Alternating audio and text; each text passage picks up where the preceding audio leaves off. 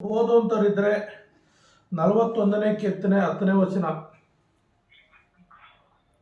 On ಮಾಡಿದ್ಯಾ? 41ನೇ ಏಷಯ 41ನೇ ಅಧ್ಯಾಯ 10ನೇ ವಚನ ಓದ್ರಿ. ಏಷಯ 41 10ನೇ ವಚನ ನಾನೇ ಓದ್ತೀನಿ ನೋಡಿ. ಪ್ರಜೆಯೇ, ನೀನಂತೂ ಹೆದರಬೇಡ, ನಾನೇ ನಿನ್ನೊಂದಿಗಿದ್ದೇನೆ. ದಿಗ್ಭ್ರಮೆಗೊಳ್ಳದಿರು, ನಾನೇ ನಿನ್ನ ದೇವರು. ನಾನು ನಿನ್ನನ್ನು ಬಲಪಡಿಸುತ್ತೇನೆ, ಹೌದು, ನಿನಗೆ ಸಹಾಯ ಕೊಡುತ್ತೇನೆ. ನನ್ನ ಧರ್ಮದ ಬಲಗೈಯನ್ನು ನಿನಗೆ ಆಧಾರ ಮಾಡುತ್ತೇನೆ. ಪ್ರಾರ್ಥನೆ ಮಾಡ್ಕೊಳ್ಳೋ. ಪ್ರೀತಿಯುಳ್ಳ ಯೆಸಯ್ಯ, ನಿನ್ನ ಪರಿಶುದ್ಧವಾದ ನಮ್ಮ ಸ್ತೋತ್ರ ವಂದನೆ ಸ್ವಾಮಿ. ಹೌದು ಕರ್ತನೆ, ನೀನು ಹೇಳಿದ ವಾಕ್ಯದ ಪ್ರಕಾರ ನಾವು ಈ ಲೋಕದಲ್ಲಿ ಜೀವಿಸುವಾಗೆ ದೇವರೇ, ನೀವು ವಾಗ್ದಾನ ಮಾಡಿದ ಪ್ರಕಾರ ನಾವು ಹೆದರದೆ ಅಪ್ಪ ಈ ಲೋಕದಲ್ಲಿ ಜೀವಿಸಲಿಕ್ಕೆ ನಿನ್ನ ವಾಕ್ಯದ ಮುಖಾಂತರ ನೀವು ಮಾತನಾಡ್ರಿ ಅಪ್ಪ. ಇವತ್ತಿನ ವಾಕ್ಯ ಪರಿಶುದ್ಧಾತ್ಮ ದೇವರೇ, ನೀವು ಮಾತನಾಡುವಾಗ ನಾವೆಲ್ಲರೂ ಕೇಳಿ ಅಪ್ಪ ಆತ್ಮಿಕವಾಗಿ ಬಲ ಹೊಂದುವಂತೆ ನೀನು ತಾನೇ ಸಹಾಯ ಮಾಡಿ ಆಶೀರ್ವದಿಸಬೇಕೆಂದು ಯೇಸುವಿನ ನಾಮದಲ್ಲಿ ಪ್ರಾರ್ಥಿಸುತ್ತೇನೆ ತಂದೆ, ಆಮೇನ್. ಪ್ರಿಯ ನನ್ನ ಸಹೋದರ ಸಹೋದರಿ, ಇವತ್ತಿನ ವಾಕ್ಯಾಂಶ ಹೆದರಬೇಡ, ನಾನೇ ನಿನ್ನೊಂದಿಗಿದ್ದೇನೆ. ದೇವರು ವಾಗ್ದಾನ ಮಾಡ್ತಾ ಇದ್ದಾನೆ. ಏಷಯ 41ನೇ ಅಧ್ಯಾಯ 10ನೇ ವಚನದಲ್ಲಿ, ನೀನಂತೂ ಹೆದರಬೇಡ, ನಾನೇ ನಿನ್ನೊಂದಿಗಿದ್ದೇನೆ. ಹೌದು ಪ್ರಿಯ ಲೋಕದ ನನ್ನ ಸಹೋದರ ಸಹೋದರಿಯರೇ, ಈ ಲೋಕಾನುಸಾರ ಅನೇಕ ವಿಧಗಳಲ್ಲಿ ಅನೇಕ ವಿಷಯಗಳಲ್ಲಿ ಹೆದರುವುದುಂಟು. ಖಂಡಿತವಾಗ್ಲೂ ಪ್ರತಿಯೊಬ್ಬರ ಜೀವಿತದಲ್ಲಿ ಹೆದರಿಕೆ ಅನ್ನೋದು ಬರ್ತದೆ. ಆದರೆ ಹೆದರಿಕೆ ಬಂದಂಥ ಸಮಯದಲ್ಲಿ ನಾವು ದೇವರ ವಾಗ್ದಾನಗಳನ್ನು ಜ್ಞಾಪಕ ಮಾಡಿಕೊಳ್ಬೇಕು. ದೇವರ ವಾಕ್ಯವನ್ನು ನಾವು ಜ್ಞಾಪಕ ಮಾಡಿಕೊಳ್ಬೇಕು. ದೇವರ ವಾಗ್ದಾನವನ್ನು ಜ್ಞಾಪಕ ಮಾಡಿಕೊಂಡು ನಾವು ಜೀವಿಸಬೇಕು. ಆಗ ಜೀವಿಸುವಾಗ ಖಂಡಿತ ದೇವರು ತನ್ನ ವಾಕ್ಯದ ಮುಖಾಂತರ ನಮ್ಮನ್ನು ಬಲಪಡಿಸ್ತಾನೆ. ಸತ್ಯವೇದವನ್ನು ದೇವರು ನಮ್ಗೆ ಕೊಟ್ಟಿರೋದು, ನಾವು ಓದಿ ಅದನ್ನು ಧ್ಯಾನಿಸಿ ಅದರಲ್ಲಿ ದೇವರು ಮಾತನಾಡುವ ಮಾತುಗಳ ಮುಖಾಂತರ ನಾವು ಧೈರ್ಯವಾಗಿ ಲೋಕದಲ್ಲಿ ಯಾವುದೇ ಕಾರಣಕ್ಕೂ ಎಂಥ ಸಂದರ್ಭ ಬಂದರೂ ನಾವು ಭಯಪಡದೆ ಹೆದರದೆ ಜೀವಿಸಲಿಕ್ಕಾಗಿ ಆತನು ಸತ್ಯವೇದದಲ್ಲಿ 365 ಸಾರಿ ಬರೆಯಲ್ಪಟ್ಟಿದೆ, ಹೆದರಬೇಡ ಅಥವಾ ಭಯಪಡಬೇಡ ಅಂತ. ಹಾಗಾಗಿ ಆ ರೀತಿ ನೋಡುವಾಗ ಪ್ರತಿದಿನ ದೇವ್ರನ್ನ ಮಟ್ಟಿಗೆ ಮಾತನಾಡ್ತಾನೆ, ಹೆದರಬೇಡ ಅಥವಾ ಭಯಪಡಬೇಡ ಎಂಬುದಾಗಿ. ಇಲ್ಲಿ ಏನು ಹೇಳ್ತಾ ಇದ್ದಾನೆ? ಪ್ರಜೆಯೇ, ನೀನಂತೂ ಹೆದರಬೇಡ, ನಾನೇ ನಿನ್ನೊಂದಿಗಿದ್ದೇನೆ, ದಿಗ್ಭ್ರಮೆಗೊಳ್ಳದಿರು. ಅಂದರೆ ಅನೇಕ ಸಾರಿ ಏನಾಗ್ತದೆ, ಮನುಷ್ಯರಿಗೆ ಒಂದು ಹೆದರಿಕೆ ಬಂದಾಗ, ಒಂದು ಯಾರು ಸಹಾಯ ಇಲ್ಲದಂಥ ಸಂದರ್ಭದಲ್ಲಿ ತಾನಾಗಿ ತಾನೇ ದಿಗ್ಭ್ರಮೆಗೊಳ್ತಾರೆ. ಏನಪ್ಪ ಹೀಗಾಯಿತು, ಹೇಗಪ್ಪ ಆಯಿತು, ಹೇಗೆ ಈ ಥರ ಆಗ್ತಾ ಇದೆ ಎಂಬುದಾಗಿ ಅವ್ರೇನು ಮಾಡ್ತಾರೆ, ದಿಗ್ಭ್ರಮೆಗೊಳ್ಳೋದು ಒಂದು ಸಂದರ್ಭ ಬರ್ತದೆ. ದಿಗ್ಭ್ರಮೆಗೊಳ್ಳುವಂಥ ಸಂದರ್ಭ ದೇವ್ರು ಏನು ಹೇಳ್ತಾನೆ? ನಾನೇ ನಿನ್ನ ದೇವರು, ನಾನು ನಿನ್ನನ್ನು ಬಲಪಡಿಸ್ತೀನಿ. ಅಂದರೆ ಒಬ್ಬೊಬ್ರಿಗೆ ಒಂದೊಂದು ರೀತಿಯ ಸಮಸ್ಯೆಗಳು, ಒಬ್ಬೊಬ್ರು ಒಂದೊಂದು ರೀತಿಯಲ್ಲಿ ದಿಗ್ಭ್ರಮೆಗೊಳ್ತಾ ಇರ್ತಾರೆ, ಒಬ್ಬೊಬ್ರು ಒಂದೊಂದು ರೀತಿಯಲ್ಲಿ ಹೆದರ್ತಾ ಇರ್ತಾರೆ. ಆದರೆ ಆ ತಂದೆಯಾದ ದೇವರು ಏನು ಹೇಳ್ತಾರೆ? ನಾನೇ ನಿನ್ನ ದೇವರು, ನಾನು ನಿನ್ನನ್ನು ಬಲಪಡಿಸ್ತೇನೆ ಅಂತ ಹೇಳ್ತಾನೆ. ಅಂದರೆ ದೇವರೇ ನಮ್ಮನ್ನು ಬಲಪಡಿಸುವ ಆತನಾಗೇನೆ, ದೇವರೇ ನಮ್ಮನ್ನು ಬಲಪಡಿಸಲಿಕ್ಕೆ ಆತನ ಶಕ್ತನಾಗಿದ್ದಾನ್ರಿ. ಹಾಗಾಗಿ ಆ ದೇವರ ಮಾತು ಯಾರು ಕೇಳ್ತಾರೋ, ಯಾರು ದೇವರೊಟ್ಟಿಗೆ ಜೀವಿಸಲಿಕ್ಕೆ ಒಂದು ಒಳ್ಳೆ ನಿರ್ಣಯ ತೆಗೆದುಕೊಂಡು, ನಾನು ನಿನಗಾಗಿ ಜೀವಿಸ್ತೇನೆ, ನೀನು ನನಗೋಸ್ಕರ ಇರುವಾಗ, ನನಗೋಸ್ಕರ ಕಲ್ವರಿ ಶಿಲುಬೆಯಲ್ಲಿ ಪ್ರಾಣ ಕೊಟ್ಟಾಗ, ನನಗೋಸ್ಕರ ಎದ್ದು ಬಂದಂಥ ದೇವರು, ನನ್ನನ್ನು ಜಯಿಸಿದಂಥ ದೇವರು ಅಂತ ಯಾರು ಧೈರ್ಯವಾಗಿ ಜೀವಿಸ್ತಾರೋ ಅವ್ರನ್ನೇನು ಮಾಡ್ತಾನೆ? ಪ್ರತಿದಿನ ತನ್ನ ವಾಕ್ಯದಿಂದ ಬಲಪಡಿಸುವ ಆತನಾಗಿದ್ದಾನೆ. ಅಷ್ಟೇ ಅಲ್ಲದೆ ಆತನ ಏನು ಹೇಳ್ತಾನೆ? ಹೌದು, ನಿನಗೆ ಸಹಾಯ ಕೊಡುತ್ತೇನೆ. ಬೇರೆ ಒಬ್ಬೊಬ್ರಿಗೊಂದೊಂದು ರೀತಿ ಸಹಾಯ ಬೇಕಾಗುತ್ತೆ. ಪ್ರತಿಯೊಬ್ಬರಿಗೂ ಅವ್ರಿಗೆ ಯಾವ ರೀತಿಯ ಸಹಾಯ ಬೇಕೋ ಆ ರೀತಿಯಲ್ಲಿ ಸಹಾಯ ಮಾಡಲಿಕ್ಕೆ ಆತನ ಶಕ್ತನಾಗಿದ್ದಾನೆ. ಆತನಿಗೆ ಅಸಾಧ್ಯವಾದದ್ದು ಯಾವುದಿಲ್ಲ, ದೇವರಿಗೆ ಅಸಾಧ್ಯವಾದದ್ದು ಯಾವುದಿಲ್ಲ. ಆದ್ದರಿಂದ ಪ್ರಿಯ ನನ್ನ ಸಹೋದರ ಸಹೋದರರೇ, ನಾವೇನು ಮಾಡಬೇಕಂದ್ರೆ ದೇವರ ವಾಕ್ಯವನ್ನು ಫಾಲೋ ಮಾಡಬೇಕು, ದೇವರ ವಾಕ್ಯವನ್ನು ತಿಳ್ಕೋಬೇಕು, ಅರ್ಥ ಮಾಡಿಕೊಳ್ಬೇಕು. ಅಲ್ಲಿ ಮುಂದೆ ಹೇಳ್ತಾ ಇದ್ದಾನೆ, ನನ್ನ ಧರ್ಮದ ಬಲಗೈಯನ್ನು ನಿನಗೆ ಆಧಾರ ಮಾಡುತ್ತೇನೆ. ಅಂದರೆ ದೇವರಿಗಾಗಲೂ ಧರ್ಮ ಮಾಡುವಂಥ ಕೈ, ಸಹಾಯ ಮಾಡುವಂಥ ಕೈ, ಆಧರಿಸುವಂಥ ಕೈ, ಅಪ್ಪಿಕೊಳ್ಳುವಂಥ ಕೈ, ಎತ್ತಿಕೊಂಡು ಮುದ್ದಾಡುವಂಥ ಕೈ, ಕೈ ಹಿಡಿದು ನಡೆಸುವಂಥ ಕೈ. ಹಾಗಾಗಿ ಆ ಧರ್ಮದ ಬಲಗೈಯನ್ನು ನಿನಗೆ ಆಧಾರ ಕೊಡ್ತೇನೆ ಅಂತ ಹೇಳ್ತಾ ಇದ್ದೇನೆ. ಹಾಗಾಗಿ ಪ್ರಿಯ ನನ್ನ ಸಹೋದರರೇ, ಆ ದೇವರು ಈ ರೀತಿಯಾಗಿ ನಮ್ಮೊಟ್ಟಿಗೆ ಮಾತನಾಡುವಾಗ, ದೇವರು ಈ ರೀತಿಯಾಗಿ ನಾವು ಮಾತನಾಡುವಾಗ ನಾವೇನು ಮಾಡಬೇಕೆಂದರೆ ಧೈರ್ಯವಾಗಿ ಮುನ್ನಡಿಬೇಕು. ಧೈರ್ಯವಾಗಿ ಮುನ್ನಡಿದಕ್ಕೆ ನಾವೇನಾಗಬೇಕು? ಸಿದ್ಧರಾಗಿರ್ಬೇಕು. ಕೀರ್ತನೆ 21ನೇ ಕೀರ್ತನೆಯಲ್ಲಿ 4ನೇ ವಚನ ಏನು ಹೇಳ್ತದೆ? 21ನೇ ಕೀರ್ತನೆ 4ನೇ ವಚನದಲ್ಲಿ ಏನು ಹೇಳ್ತದೆ ಅಂದರೆ, ನಾವು ಓದ್ಕೊಳ್ಳೋಣ. 21ನೇ ಕೀರ್ತನೆ 4ನೇ ವಚನದಲ್ಲಿ ಈ ರೀತಿಯಾಗಿ ಬರೀತೇವೆ ನೋಡ್ರಿ. 21 4ನೇ ವಚನದಲ್ಲಿ ಏನು ಬರೀತೆ ಅಂದರೆ,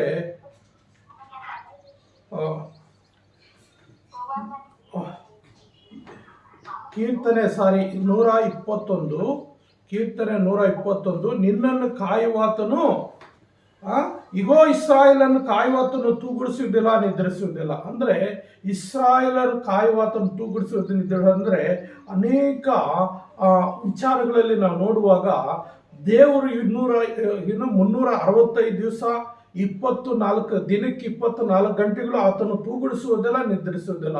24 ಗಂಟೆ ಕೂಡ ಎಚ್ಚರವಾಗಿರ್ತಾನೆ. ಕಾರಣ ಏನಂದ್ರೆ ಭೂಪ್ರಪಂಚದಲ್ಲಿ ಸೂರ್ಯನ ನಮಗೆ ಮುಳುಗಿದ್ರೆ ಇನ್ನೊಬ್ಬರಿಗೆ ಪ್ರತ್ಯಕ್ಷನಾಗ್ತಾ ಇರ್ತಾನೆ. ಇನ್ನೊಂದು ಕಡೆ ಯಾರೋ ಒಬ್ಬರು ಪ್ರಾರ್ಥನೆ ಮಾಡ್ತಾ ಇರ್ತಾರೆ, ಯಾರೋ ಒಬ್ಬರು ದೇವರೊಟ್ಟಿಗೆ ಮಾತನಾಡ್ತಾ ಇರ್ತಾರೆ. 24 ಗಂಟೆಗಳು ಕೂಡ ದೇವರೊಟ್ಟಿಗೆ ಮಾತನಾಡ್ತಿರುವುದರಿಂದ ದೇವರು ಆತನು ತೂಗುಡಿಸುವುದಿಲ್ಲ, ನಿದ್ರಿಸುವುದಿಲ್ಲ, ಯಾವಾಗಲೂ ಎಚ್ಚರಿಕೆವಾಗಿರ್ತಾನೆ. ಹಾಗಾಗಿ ಯಾವಾಗಲೂ ಎಚ್ಚರಿಕೆಯಾಗಿರುವಂಥ ಆ ದೇವಾದಿ ದೇವನು ಖಂಡಿತವಾಗಲೂ ನಮ್ಮನ್ನೇನು ಮಾಡ್ತಾನೆ? ಆತನು ತೂಗುಡಿಸದೆ, ನಿದ್ರಿಸದೆ ನಮ್ಮನ್ನು ಯಾವಾಗಲೂ ಆತನು ಪ್ರೀತಿ ಮಾಡುವ ಆತನಾಗಿದ್ದಾನೆ. ಯಾವಾಗಲೂ ಪ್ರಿಯ ನನ್ನ ಸಹೋದರಿ, ಆತನು ಏನಾಗಿರ್ತಾನೆ ಅಂದರೆ ನಮ್ಮ ಪ್ರೀತಿಸುವಂಥ ದೇವರಾಗಿದ್ದಾನೆ. ಯಾವ ರೀತಿ ಪ್ರೀತಿ ಮಾಡ್ತಾನಂದ್ರೆ ನಾವು ನೋಡ್ತೇವೆ. 31ನೇ ಯೆರೆಮೀಯ 31ನೇ ಅಧ್ಯಾಯದಲ್ಲಿ ನಾವು ನೋಡುವಾಗ 3ನೇ ವಚನ ಏನು ಹೇಳ್ತದೆ? ಯೆರೆಮೀಯ 31 3ನೇ ವಚನದಲ್ಲಿ ನೋಡುವಾಗ, ನಾನು ನಿನ್ನನ್ನು ಪ್ರೀತಿಸುವುದು ಶಾಶ್ವತ ಪ್ರೇಮದಿಂದಲೇ. ಅಂದ್ರೆ ಶಾಶ್ವತವಾದ ಪ್ರೇಮ, ತಾತ್ಕಾಲಿಕವಾದ ಪ್ರೇಮ ಅಲ್ಲ. ಈ ಲೋಕದಲ್ಲಿ ಅನೇಕರು ನಮ್ಮನ್ನು ತಾತ್ಕಾಲಿಕವಾದ ಪ್ರೇಮದಿಂದ ಅಥವಾ ಪ್ರೀತಿಯಿಂದ ಪ್ರೀತಿಸುವರಾಗಿದ್ದಾರೆ. ಆದರೆ ದೇವರು ನಮ್ಮನ್ನು ಶಾಶ್ವತವಾದ ಪ್ರೀತಿಯಿಂದ ಪ್ರೀತಿಸುವರಾಗಿದ್ದಾನೆ. ಮತ್ತು ಆದ ಕಾರಣ ನಿನ್ನನ್ನು ಮಮತೆಯಿಂದ ಸೆಳೆದುಕೊಂಡಿದ್ದೇನೆ. ಅಂದರೆ ಆತನು ಏನು ಮಾಡಿದ್ದಾನೆ? ನಿನ್ನನ್ನು ನನ್ನನ್ನು ಮಮತೆಯಿಂದ, ಒಂದು ತಾಯಿ ತನ್ನ ಮಗುವನ್ನ ಯಾವ ರೀತಿ ಆಧರಿಸ್ತಾಳೋ, ಮಮತೆಯಿಂದ ತನ್ನ ಕಡೆಗೆ ಸೆಳೆದುಕೊಳ್ತಾಳೋ. ಒಂದೊಂದು ಸಾರಿ ಮಕ್ಕಳು ತೀಟೆ ಮಾಡುವಾಗ, ತಾಯಿಯಿಂದ ಹೊಡೆಯುವಾಗ ಆ ಮಕ್ಕಳು ನೊಂದುಕೊಂಡು ಆ ತಾಯಿಯಿಂದ ದೂರ ಆಗ್ಬೇಕು ಅಂತೇಳಿ ಆ ತತ್ಕಾಲ ಕೋಪದಿಂದ ಅವ್ರು ದೂರ ಆಗೋದಕ್ಕೆ ಪ್ರಯತ್ನ ಮಾಡುವಾಗ ಆ ತಾಯಿ ಏನ್ ಮಾಡ್ತಾಳಂತೆ? ಮಮತೆಯಿಂದ ಆ ಮಗುನ ಹತ್ಕೊಳ್ತಾಳೆ. ಆ ಮಮತೆಯಿಂದ ತನ್ನ ಕಡೆಗೆ ಸೆಳೆದುಕೊಳ್ತಾಳೆ. ಸಾರಿ ಮಗಳೇ, ನಾ ಇನ್ನೊಂದು ಸಾರಿ ನೀನು ಪೆಟ್ಟು ಕೊಡೋದಿಲ್ಲ, ಇನ್ನೊಂದು ಸಾರಿ ನೀನು ಹೊಡೆಯೋದಿಲ್ಲ ಅಂತೇಳಿ ಏನ್ ಮಾಡ್ತಾಳೆ? ಮಮತೆಯಿಂದ ಆ ಮಗುವನ್ನು ಸೆಳೆದುಕೊಂಡು ಅಪ್ಪಿಕೊಂಡು ಮುದ್ದಾಡಿ ಆ ಒಂದು ಕೋಪನ ಮಗುವಿಂದ ತೆಗೆದು ಅದಕ್ಕೆ ಪ್ರಯತ್ನ ಮಾಡ. ಅದೇ ರೀತಿಯಲ್ಲಿ ದೇವರು ಕೂಡ ನಿನ್ನನ್ನು ನನ್ನನ್ನು ಏನು ಮಾಡುವಂತಾಗಿದ್ದಾನೆ? ಶಾಶ್ವತವಾದ ಪ್ರೇಮದಿಂದ ಪ್ರೀತಿ ಮಾಡೋದಲ್ಲದೆ ಮಮತೆಯಿಂದ ತನ್ನ ಕಡೆಗೆ ಕರೆಯುವ ಆತನಾಗಿದ್ದಾನೆ. ಮಮತೆಯಿಂದ ತನ್ನ ಕಡೆಗೆ ಎಳೆದುಕೊಳ್ಳುವ ಆತನಾಗಿದ್ದಾನೆ. ಕಾರಣ ಅಂದರೆ ಆತನು ಪ್ರೀತಿ ಸ್ವರೂಪನಾಗಿದ್ದಾನೆ. ಆತನು ನಮ್ಮನ್ನು ಸೃಷ್ಟಿ ಮಾಡಿದ್ದಾನೆ. ಸೃಷ್ಟಿ ಕ್ರಮದಲ್ಲಿ ಆತನು ನಮ್ಮನ್ನು ಸೃಷ್ಟಿ ಮಾಡಿ ನಾವು ಆತನ ಮಕ್ಕಳಾಗಿರೋದ್ರಿಂದ ಈ ಲೋಕದಲ್ಲಿ ಅನೇಕ ವಿಚಾರಗಳು ಬಂದಾಗ, ಅನೇಕ ಗಲಿಬಿಲಿಗೆ ಬಂದಾಗ, ಅನೇಕ ಸಂಕಟಗಳು, ಶೋಧನೆಗಳು ಬಂದಾಗ, ಅನೇಕ ವಿಧಗಳಲ್ಲಿ ನಾವು ಹೆದರುವಂಥ ಸಮಯದಲ್ಲಿ ಆತನೇನು ಮಾಡ್ತಾನೆ? ಖಂಡಿತವಾಗಲು ನಮ್ಮನ್ನು ಪ್ರೀತಿಸಿ ತನ್ನ ಕಡೆಗೆ ಸೆಳೆದುಕೊಂಡು ನಮ್ಮನ್ನು ಆಧರಿಸಲಿಕ್ಕೆ ಆತನು ಶಕ್ತನಾಗಿದ್ದಾನೆ. ನಮ್ಮನ್ನು ಆಧರಿಸುವಂಥ ಶಕ್ತನ ಆತನು. ಅನೇಕ ಸಂದರ್ಭಗಳಲ್ಲಿ, ಅನೇಕ ಕುಟುಂಬಗಳಲ್ಲಿ ಈ ರೀತಿ ಘಟನೆ ನಡೆಯುವಾಗ ಎಷ್ಟೋ ಕುಟುಂಬಗಳು ಮಕ್ಕಳು ತಂದೆ ತಾಯಿಗಳ ಅಗಲಿ ದೂರ ಹೋಗುವಂಥ ಸಂದರ್ಭದಲ್ಲಿ ಎಷ್ಟೋ ರೀತಿಯಲ್ಲಿ ನನ್ಗೆ ಯಾರು ಇಲ್ಲ, ನನ್ನನ್ನು ಯಾರು ಆಧರಿಸುವವರಿಲ್ಲ, ನನ್ನನ್ನು ಸಮಾಧಾನ ಪಡಿಸುವರಿಲ್ಲ ಅಂತೇಳಿ ಎಷ್ಟೋ ಕುಟುಂಬಗಳಲ್ಲಿ ಕೆಲವರು ನೊಂದುಕೊಂಡು ಬಾಧೆ ಪಡುವಂಥ ಸಂದರ್ಭದಲ್ಲಿ ಆತನೇನಾಡ್ತಾ ಇದ್ದಾನೆ? ಈ ಲೋಕ ನೀನು ಪ್ರೀತಿ ಮಾಡದೆ ಹೋಗ್ಬೋದು, ನಿನ್ನ ತಂದೆ ತಾಯಿ ನೀನು ಪ್ರೀತಿ ಮಾಡದೆ ಹೋಗ್ಬೋದು, ನಿನ್ನ ಸ್ನೇಹಿತರು ನೀನು ಪ್ರೀತಿ ಮಾಡದೆ ಹೋಗ್ಬೋದು, ನಿನ್ನ ಬಂಧು ಮಿತ್ರರು ನೀನು ಪ್ರೀತಿ ಮಾಡದೆ ಹೋಗ್ಬೋದು, ನಿನ್ನ ಗಂಡನ ನೀನು ಪ್ರೀತಿ ಮಾಡದೆ ಹೋಗ್ಬೋದು, ನಿನ್ನ ಹೆಂಡತಿ ನೀನು ಪ್ರೀತಿ ಮಾಡದೆ ಹೋಗ್ಬೋದು, ಕೊನೆಗೆ ನಿನ್ನ ಮಕ್ಕಳು ನೀನು ಪ್ರೀತಿ ಮಾಡದೆ ಹೋಗ್ಬೋದು. ಆದರೆ ನಾನು ನಿನ್ನ ಶಾಶ್ವತವಾದ ಪ್ರೇಮದಿಂದ ನಾನು ಪ್ರೀತಿ ಮಾಡ್ತಾ ಇದ್ದೀನಿ. ಯಾಕಂದ್ರೆ ನೀನು ನನ್ನ ಸೃಷ್ಟಿ ಆಗಿದೆಯಾ, ನನ್ನ ಸ್ವರೂಪ ಆಗಿದೆಯಾ, ನನ್ನ ಹೋಲಿಕೆ ಆಗಿದೆಯಾ, ನನ್ನ ಶ್ವಾಸ ನಿನ್ನಲ್ಲಿ ಜೀವಿಸ್ತಾ ಇದೆ, ನನ್ನ ಶ್ವಾಸ ನಿನ್ನಲ್ಲಿ ಇದೆ ಎಂಬುದಾಗಿ ಆತನೇನು ಮಾಡ್ತಾನೆ, ನಮಗೆ ಧೈರ್ಯ ಕೊಡುವ ಆತನಾಗಿದ್ದಾನೆ. ಆತನ ಧೈರ್ಯವಾಗಿ ಕೊಡುವ ಆತನಾಗಿದ್ದಾನೆ. ಹಾಗಾಗಿ ಖಂಡಿತವಾಗಲೂ ಭಯ ಪಡುವಂಥವ್ರಿಗೆ ಆತನ ಏನು ಮಾಡ್ತಾನೆ ಅಂದ್ರೆ ಧೈರ್ಯ ಕೊಡುವ ಆತನಾಗಿದ್ದಾನೆ.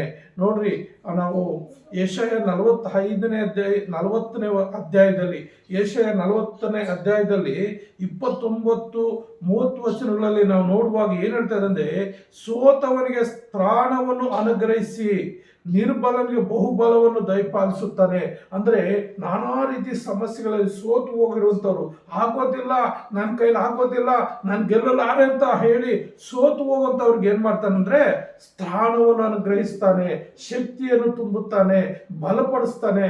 ಒಬ್ಬ ರೋಗಿಗೆ ಒಂದು ಅನಾರೋಗ್ಯ ಬಂದಾಗ, ಒಂದು ಚಿಕಿತ್ಸೆಗೆ ಕರ್ಕೊಂಡು ಹೋಗುವಾಗ ಒಂದು ಡಾಕ್ಟ್ರು ಒಂದು ಏನೋ ಗ್ಲೂಕೋಸ್ ಬಾಟ್ಲ್ ಹಾಕಿ ಒಂದು ಅದರಲ್ಲಿ ಇಂಜೆಕ್ಷನ್ ತುಂಬಿ ಆ ಒಂದು ಟ್ಯೂಬಲ್ಲಿ ಆ ಶರೀರ ಕತ್ತಿಸುವಾಗ ಆ ಒಂದು ಬಲಹೀನವಾದಂಥ ಸಂದರ್ಭದಲ್ಲಿ ಆ ಒಂದು ಆ ಟ್ಯೂಬಲ್ಲಿ ಹೋಗುವಂಥ ಮೆಡಿಸಿನ್ ಅದೇನಾಗುತ್ತೆ, ಅವ್ರನ್ನ ಬಲಪಡಿಸ್ತದೆ, ಶಕ್ತಿ ತುಂಬುತ್ತೆ. ಅದೇ ರೀತಿಯಲ್ಲಿ ದೇವರ ಮಾತುಗಳು, ದೇವರ ಒಂದು ಪ್ರೀತಿ ನಮ್ಮನ್ನು ಏನು ಮಾಡ್ತದೆ, ಬಲಪಡಿಸ್ತದೆ. ತ್ರಾಣವನ್ನು ಅನುಗ್ರಹಿಸಿ ನಿರ್ಬಲನಿಗೆ ಬಹುಬಲವನ್ನು ದಯಪಾಲಿಸುತ್ತಾನೆ. ಅಂದ್ರೆ ನನ್ಗೆ ಯಾರು ಇಲ್ಲ ಅಂತ ನಿರ್ಬಲರು ಯಾರು ಇರ್ತಾರೋ ಅವರಿಗೆ ನಾನಿದ್ದೇನೆ ಅಂತೇಳಿ ಬಹುಬಲವನ್ನ ಏನ್ ಮಾಡ್ತಾನೆ, ಆತನು ದಯಪಾಲಿಸುವ ಆತನಾಗಿದ್ದಾನ್ರಿ.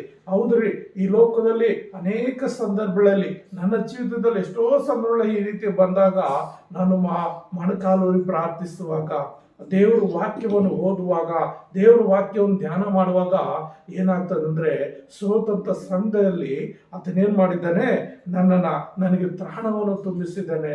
ಒಂದು ಸಮಯದಲ್ಲಿ ಬೈಬಲ್ ಸ್ಟಡಿ ಮಾಡುವಂತ ಸಂದರ್ಭದಲ್ಲಿ ಒಂದು ಸಣ್ಣ ತಪ್ಪು ಏನಂದ್ರೆ, ಜನವರಿ 1 ನಾನು ಬೈಬಲ್ ಕಾಲೇಜ್ಗೆ ಹೋಗ್ಲಿಲ್ಲ. ಮದುವೆ ಆಗಿದ್ದ ಮಕ್ಕಳಿತ್ತು. ಅಂಥ ಸಂದರ್ಭದಲ್ಲಿ ಬೈಬಲ್ ತರಬೇತಿ ಕಾಲೇಜ್ ಓದಬೇಕಾಯ್ತು. ಒಂದು ಜನವರಿ 1 ಮಕ್ಕಳೊಟ್ಟಿಗಿದ್ದು ಕುಟುಂಬದೊಟ್ಟಿಗಿತ್ತು ಹೋಗಿದ್ದಕ್ಕೆ ನೀನು ನನ್ನ ಮಾತು ಕೇಳಿಲ್ಲ, ಯಾವುದೇ ಏನಾದನಂತೇಳಿ ಬೈಬಲ್ ಕಾಲೇಜಿಂದ ಹೊರಗಾಗ್ಬಿಟ್ರು. ಸುಮಾರು 35 ವರ್ಷ ವಯಸ್ಸಲ್ಲಿ. ಅಂಥ ಸಂದರ್ಭದಲ್ಲಿ ನಾನು ಎಷ್ಟು ಸೋತು ಹೋಗಿದ್ದೇನೆಂದ್ರೆ, ಎಷ್ಟು ನಿರ್ಬಲನಾಗಿದ್ದಂದ್ರೆ ಅದು ಹೇಳಲಾಗಲಾರದು, ಅದು ವರ್ಣಿಸಕ್ಕಾಗಲ್ಲ. ಸುಮಾರು ಹೆಚ್ಚು ಕಡಿಮೆ ಒಂದು 15-20 ದಿವಸಗಳು ನನ್ನ ಜೀವಿತನೇ ಬೇಡ ಅಂತ ಅಂದ್ಕೊಂಡಂತ ಸಂದರ್ಭ, ನನ್ನ ಜೀವಿತನೇ ಬೇಡ ಅಂತ ಅಂದ್ಕೊಂಡ ಸಂದರ್ಭ. ಆಗ ಇಡೀ ರಾತ್ರಿ ಹಗಲೆಲ್ಲ ಆ ಬೈಬಲ್ ಕಾಲೇಜ್ಗೆ ಹೋಗೋದು, ಅದನ್ನ ಕಾಲು ಮೈಯಕ್ಕೆ ಹೋಗೋದು, ಏನು ಮಾಡಿದ್ರು, ಯಾರು ರಿಕ್ವೆಸ್ಟ್ ಮಾಡಿದ್ರು ಕಾಲೇಜ್ ಏನು ಒಳಗಡೆ ಸೇರಿಸ್ತಾರೆ. ಆದರೆ ಸ್ಟಡಿ ಆಗೋಗಿದೆ. ಇನ್ನು ಗ್ರಾಜುಯೇಷನ್ ಟೈಮು ಆ ಖಾಲಿಯಾದ ಸಂದರ್ಭದಲ್ಲಿ, ಆ ಗ್ರಾಜುಯೇಷನ್ ಸಂದರ್ಭದಲ್ಲಿ ಆಗ ಅಂತ ಒಂದು ಅನೈತಿಕವಾದ ಒಂದು ಶೋಧನೆಗೆ ಒಳಗಾಗ್ಬಿಟ್ಟೆ. ಅಂತ ಸಂದರ್ಭದಲ್ಲಿ ತುಂಬ ಸೋತು ಹೋಗಿದೆ, ಆ ಪ್ರಾಣವನ್ನು ಕಳೆದುಕೊಂಡಿದ್ದೆ. ಪ್ರಾಣ ಕಳ್ಕೋಬೇಕು ಅಂತ ಒಂದು ತೀರ್ಮಾನ ಕೂಡ ನಾನು ಹೋಗಿದ್ದೆ. ಆದರೆ ದೇವ್ರೇನ್ ಮಾಡ್ದ, ನಾಗಾಲ್ಯಾಂಡಿಂದ ಒಬ್ಬ ಸಹೋದರನ್ ಬಂದಿದ್ದ. ಆತನು ಮದುವೆ ಆಗಿದ್ದೇನೆ, ಆತನಿಗೂ 4 ಮಕ್ಕಳಿದ್ದಾರೆ. ನಾನಾದ್ರೂ ಒಂದು 3 ಗಂಟೆಯಲ್ಲಿ ಆ ಕಾಲೇಜ್ ಬಿಟ್ಟರೆ 3 ಗಂಟೆಯಲ್ಲಿ ನಾನು ಮನೆ ಸೇರ್ಕೊಳ್ತಾ ಇದ್ದೆ. ಆದ್ರೆ ಆತನು 7 ದಿವಸ ಹೋಗ್ಬೇಕಾಯ್ತು ತನ್ನ ಮನೆಗೆ ಹೋಗ್ಬೇಕಂದ್ರೆ. ಬೆಂಗಳೂರಲ್ಲಿ ಟ್ರೈನ್ ಹತ್ತಿದೆ, ತಾನು ಊರು ಸೇರ್ಕೋಬೇಕಂದ್ರೆ 7 ದಿವಸ ಅಷ್ಟು ದೂರದಿಂದ ಬಂದಿದ್ದ. ಅವಾಗ ನನ್ನ ಏಜ್ ಆತನು ಕೂಡ ನನ್ಗೆ ಎಷ್ಟೋ ಏನು ನನ್ನ ಜೊತೆಯಲ್ಲಿದ್ದು ಆದರಣೆ ಮಾಡಿ, ದೇವರು ಅಂತ ಸಂದರ್ಭದಲ್ಲಿ ನನ್ನ ನನ್ನ ಸಮಾನ ವಯಸ್ಕನೇ ನನ್ನ ಜೊತೆ ಇಟ್ಟು ಆತನು ಎಷ್ಟು ನನ್ನನ್ನು ಆಧರಿಸಿ ನನಗೆ ಒಳ್ಳೆ ಫ್ರೆಂಡ್ ಆಗಿ ಆ ಸಮಯದಲ್ಲಿ ದೇವರ ವಾಕ್ಯದಿಂದ ನನ್ನ ಬಲಪಡಿಸ್ತಾ ಇದ್ದ. ನಾನು ಹೇಳ್ತಾ ಇದ್ದೆ, ಇಷ್ಟು ವಯಸ್ಸಲ್ಲಿ ಇಂಥ ಒಂದು ಸ್ಥಿತಿಯಲ್ಲಿ 8 ಮಕ್ಕಳು ಬಿಟ್ಟು ಬಂದು ಈ ಒಂದು ಕಷ್ಟ ಬಂತು, ನಾನು ವಾಪಸ್ ಹೋಗೋದು ಹೇಗೆ, ನನಗೊಂದು ಅವಮಾನ ಆಗುತ್ತೆ, ನಾನು ಏನು ಮಾಡಬೇಕು ಅಂತೇಳಿ ನಾನು ಆತನಂತ ಹಂಚ್ಕೊಳ್ಳುವಾಗ ಆತನು ತನ್ನ ಸಮಸ್ಯೆಗಳೆಲ್ಲ ಹೇಳ್ಕೊಂಡು, ನನಗೂ ನನ್ನ ಕಷ್ಟ ಆತನ ಕೇಳ್ಕೊಂಡು, ಆತನ ಕಷ್ಟ ನಾನು ಕೇಳಿಕೊಂಡು ಮರುಸ್ತಾ ಇದ್ದ, ಆದರಣೆ ಇರಿಸ್ತಾ ಇದ್ದ. ಹಾಗೆ ದೇವರು ಅಂತ ಸಂದರ್ಭದಲ್ಲಿ, ಸೋತು ಹೋದಂಥ ಸಂದರ್ಭದಲ್ಲಿ ಏನಾಯ್ತು, ಆತ ನನಗೊಂದು ಆದರಣೆ ಕೊಟ್ಟಿದ್ದ, ಒಂದು ಸಮಾಧಾನ ಕೊಟ್ಟಿದ್ದ. ಹಾಗಾಗಿ ಪ್ರೇರೆ ನನ್ನ ಸೋದರೇ, ಸೋತನಿಗೆ ತ್ರಾಣವನ್ನು ಆತನ ಕೊಡ್ತಾನೆ, ಇನ್ನು ನಿರ್ಬಲನಿಗೆ ಬಲವನ್ನು ಕೊಟ್ಟು ಅದನ್ನೇನ್ ಮಾಡ್ತಾನೆ, ದಯಪಾಲಿಸ. ಯುವಕರು ದಣಿದು ಬಳಲುವರು, ತರುಣರು ಸ್ವರ್ಗಿ ಮುಗ್ಗರಿಸುವರು, ಯೆಹೋವನನ್ನು ನಿರೀಕ್ಷಿಸುವವರು ಹೊಸ ಬಲವನ್ನು ಹೊಂದುವರು.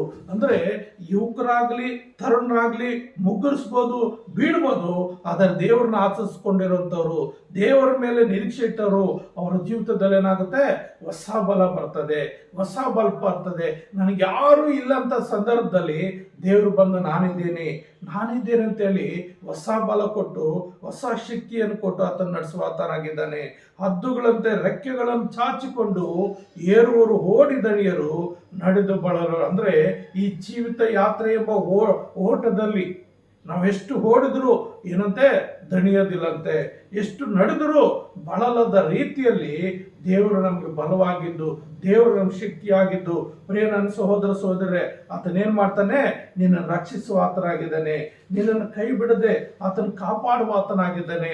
ಆದ್ರಿಂದ ಪ್ರಿಯ ನನ್ನ ಸಹೋದರ ಸಹೋದರಿ, ಪ್ರಿಯ ದೇವರು ಆರಿಸಿಕೊಂಡಂತ ಮಕ್ಕಳೇ, ದೇವರ ಮೇಲೆ ನಂಬಿಕೆ ಇಟ್ಟು ನಿಮ್ಮ ಜೀವಿತದಲ್ಲಿ ಏನೇ ಸಮಸ್ಯೆಗಳಿರಲಿ ದೇವರ ಹತ್ರ ಹಂಚ್ಕೊಳ್ಳುವಾಗ ದೇವರೇನ್ ಮಾಡ್ತಾನೆ, ನಿನ್ನನ್ನು ಕಾಪಾಡುವಾತನಾಗಿದ್ದಾನೆ. ಯೆಶಾಯ 43ನೇ ಅಧ್ಯಾಯದಲ್ಲಿ ನಾವು ನೋಡುವಾಗ 1-2 ವಚನಗಳಲ್ಲಿ ಒಂದು ಮಾತು ಹೇಳ್ತದೆ. ಯೆಶಾಯ 43 1-2 ವಚನಗಳಲ್ಲಿ ಏನ್ ಹೇಳುತ್ತಂದ್ರೆ ನೋಡ್ರಿ, ಅಲ್ಲಿ ವಾಕ್ಯ ಹೇಳ್ತದೆ, ಈಗಲಾದರೂ ಯಾಕೋಬ ವಂಶವೇ, ಇಸ್ರಾಯೇಲ್ ಸಂತಾನವೇ, ಏನ್ ಹೇಳ್ತಾ ಇದೆ, ಈಗಲಾದರೂ ಈ ಕ್ಷಣದಲ್ಲಿ ಏನ್ ಹೇಳ್ತಾ ಇದ್ದಾನೆ, ಯಾಕೋಬ ವಂಶವೇ, ಇಸ್ರಾಯೇಲ್ ಸಂತಾನವೇ, ನಿನ್ನನ್ನು ಸೃಷ್ಟಿಸಿ ರೂಪಿಸಿದವನಾದ ಯೆಹೋವನು ಈಗನ್ನುತ್ತಾನೆ, ಭಯಪಡಬೇಡ. ಏನು ಭಯಪಡಬೇಡ. ಈ ಸಂದರ್ಭದಲ್ಲಿ ನೀನು ಎಂತ ಸಂದರ್ಭದಲ್ಲಿ ಇದ್ರು ಸರಿ, ನೀನು ಎಂತ ಬಲಹೀನತೆಯಲ್ಲಿ ಇದ್ರು ಸರಿ, ನಿನ್ಗೆ ಎಂತ ಒಂದು ಕಷ್ಟ ಶೋಧನೆ ಬಂದಿದ್ರು ಸರಿ, ನೀನು ಎಂತ ಸಮಸ್ಯೆಗಳಲ್ಲಿ ಸಿಕ್ಕಾಕೊಂಡಿದ್ರು ಸರಿ, ಆತನ ಹೇಳ್ತಾ ಇದ್ದಾನೆ, ಏನ್ ಹೇಳ್ತಾನೆ, ಭಯಪಡಬೇಡ, ನಾನು ನಿನ್ನನ್ನು ವಿಮೋಚಿಸಿದ್ದೇನಲ್ಲ. ಅಂದ್ರೆ ನೀನೆಲ್ಲ ಕಷ್ಟಗಳಿಂದ ನಾನು ಬಿಡಿಸ್ತೇನೆ, ನೀನು ವಿಮೋಚಿಸಿದ್ದೇನೆ. ಇದುವರೆಗೂ ನಿನ್ನ ಜೀವಿತದ ಎಷ್ಟೋ ಸಮಸ್ಯೆಗಳನ್ನು ನೀನು ಬಿಡುಗಡೆ ಕೊಟ್ಟು ವಿಮೋಚನೆ ಮಾಡಿದ್ದೇನೆ, ನಿನ್ನ ರಕ್ಷಣೆ ಮಾಡಿದ್ದೇನೆ, ನಿನ್ನ ಕಾಪಾಡುವ ಆತನಾಗಿದ್ದೇನೆ. ನಿನ್ನ ಹೆಸರಿಡಿದು ಕರೆದನೆಲ್ಲ, ನೀನು ನನ್ನವನೇ. ಏನ್ ಹೇಳ್ತಾ ಇದ್ದಾನೆ, ನಿನ್ನ ಹೆಸರಿಡಿದು ಪ್ರಿಯ ಚಂದ್ರು, ಪ್ರಿಯ ಗ್ರೇಸಿ ಇದ್ರೆ, ಹೀಗೆ ಎಲ್ಲರ ಹೆಸರಿಡ್ದು ಆತನ ಏನ್ ಮಾಡ್ತಾನೆ, ಕರೆಯುವಾತನಾಗಿದ್ದಾನೆ. ಕರೆದು ಏನ್ ಮಾಡ್ತಾನೆ, ಆಧರಿಸುವಾತನಾಗಿದ್ದಾನೆ, ಬಲಪಡಿಸುವಾತನಾಗಿದ್ದಾನೆ. ಹಾಗಾಗಿ ನೀನು ನನ್ನವನೇ ಅಂತ ಹೇಳ್ತಾ ಇದ್ದ ನೋಡ್ರಿ. ಈ ಲೋಕದಲ್ಲಿ ಒಂದು ವೇಳೆ ತಂದೆ ತಾಯಿಗಳೊಟ್ಟಿಗೆ ಮಕ್ಕಳು ಸ್ವಲ್ಪ ಸಣ್ಣ ಪುಟ್ಟ ತಪ್ಪು ಮಾಡಿದ್ರೆ, ನೀನು ನನ್ನವನೇ ಅಲ್ಲ, ನೀನು ನನ್ನ ಮಗನೇ ಅಲ್ಲ, ನಿನ್ನ ಹುಟ್ಲೇ ಇಲ್ಲ, ನಾನು ಸಾಕಲೇ ಇಲ್ಲ, ನೀನು ಎತ್ತಲೇ ಇಲ್ಲ, ಏನೇನೋ ಹೇಳ್ಬಿಡ್ತಾರೆ. ನನ್ನ ಕಣ್ಣಾದ್ರೆ ಇರಬೇಡ, ಹೋಗ್ಬಿಡು ಅಂತೇಳಿ ತಂದೆ ತಾಯಿಗಳು ದೂರ ಮಾಡ್ತಾರೆ. ಮಕ್ಕಳು ಕೂಡ ತಂದೆ ತಾಯಿಗಳು, ನೀವು ನಾನು ಎತ್ತೇ ಇಲ್ಲ, ನೀವು ಯಾರೋ, ನಾನು ಹೇಗೋ ಬೆಳೆದೆ ಅಂತೇಳಿ ದೂರವಂತರಾಗಿರ್ತಾರೆ. ಆದರೆ ದೇವ್ರು ಹೇಳ್ತಾ ಇದ್ದಾನೆ, ನೀನು ನನ್ನವನೇ, ನೀನು ನನ್ನವಳೆ.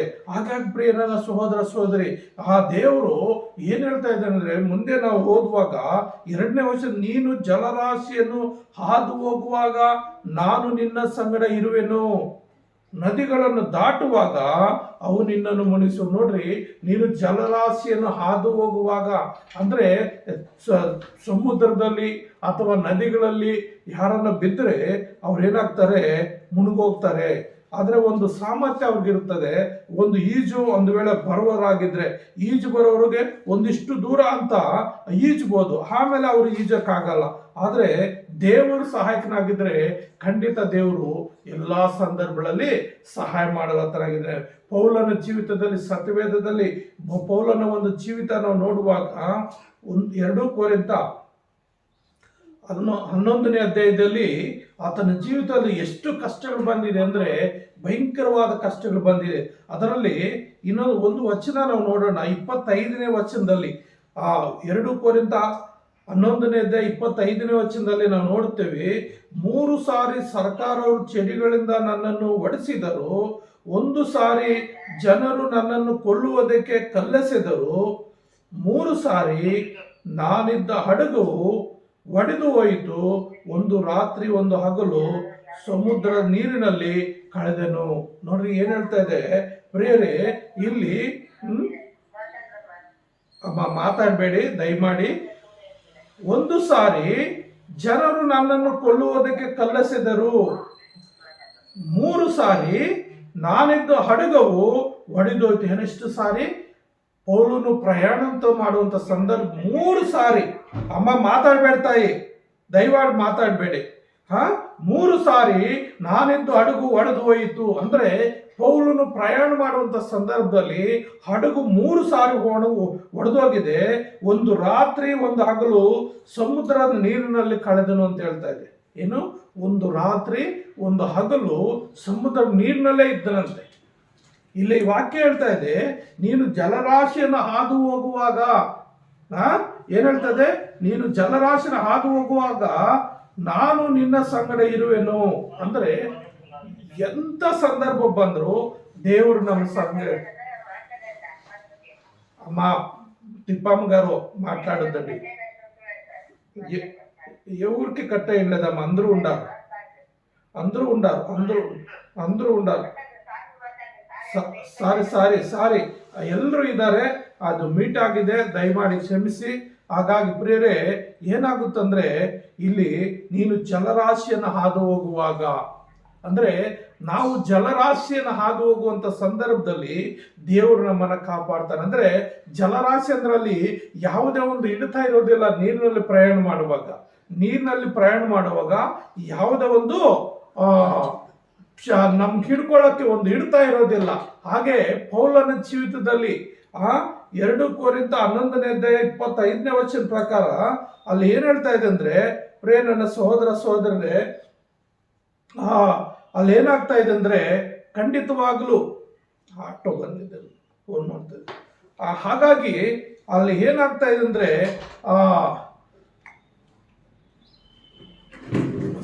ಇಲ್ಲಿ ಒಂದು ಸಾರಿ 3 ಸಾರಿ ನಾನಿದ್ದ ಹಡಗು ಒಡೆದು ಹೋಯಿತು.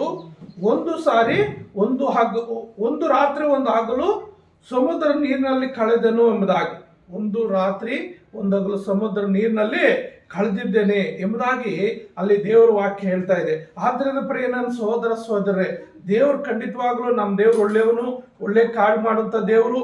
ಹಾಗಾಗಿ ಅಂತ ದೇವಾದಿ ದೇವರಿಗೆ ಎಲ್ಲಾ ಮಹಿಮೆ ಉಂಟಾಗ್ಲಿ, ಘನತೆ ಉಂಟಾಗ್ಲಿ.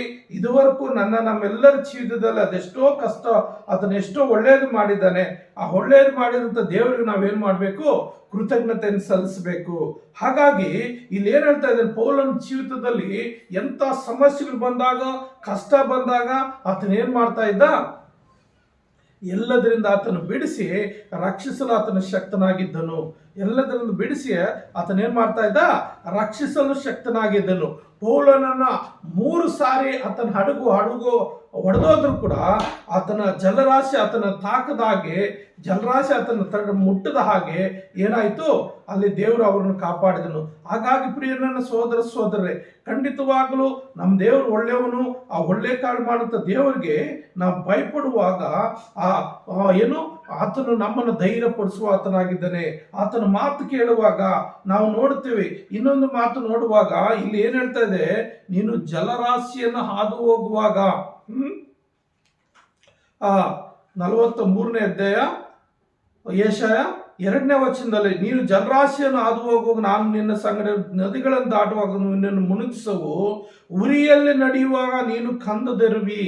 ಅಂದ್ರೆ ಉರಿಯಲ್ಲಿ ನೀನು ನಡೆಯುವಾಗ ನೀನು ಕಂದದಿರುವಂದ್ರೆ ನೀನು ಸುಡುವುದಿಲ್ಲ. ದಾನಿಯೇಲ ಗ್ರಂಥದಲ್ಲಿ ನಾವು ನೋಡುತ್ತೇವೆ, 3ನೇ ಅಧ್ಯಾಯದಲ್ಲಿ, ದಾನಿಯೇಲ ಗ್ರಂಥದಲ್ಲಿ 3ನೇ ಅಧ್ಯಾಯ 25ನೇ ವಚನದಲ್ಲಿ ನೋಡುವಾಗ ಅಲ್ಲಿ ತನ್ನ ದೇವರ ಆರಿಸಿಕೊಂಡಂತ ಮಕ್ಕಳು, ದೇವರಿಗೆ ಪ್ರಿಯರಾದ ಮಕ್ಕಳು ಶದ್ರಕ್, ಮೆಷಕ್, ಅಬೇದ್ನೆಗೋ ಎಂಬ 3 ವ್ಯಕ್ತಿಗಳು ದೇವರಲ್ಲಿ ಎಷ್ಟೋ ಭಯಭಕ್ತಿಯುಳ್ಳವರು ಇರ್ತಾರೆ. ಅವ್ರಿಗೆ ಎಷ್ಟೋ ಶೋಧನೆ ಬರ್ತದೆ, ಸಮಸ್ಯೆಗಳು ಬಂದಾಗ ಅಲ್ಲಿ ಏನಾಗುತ್ತಂದ್ರೆ ಪ್ರಿಯರೇ, ಅವರು ನಮ್ಮ ಪ್ರಾಣ ಹೋದ್ರೂ ಚಿಂತೆ ಇಲ್ಲ, ನಾವು ದೇವ್ರನ್ನ ಬಿಡೋದಿಲ್ಲ, ದೇವ್ರನ್ನ ಬಿಟ್ಟು ಬೇರೆ ದೇವ್ರನ್ನ ಪೂಜಿಸೋದಿಲ್ಲ, ಆರಾಧಿಸೋದಿಲ್ಲ.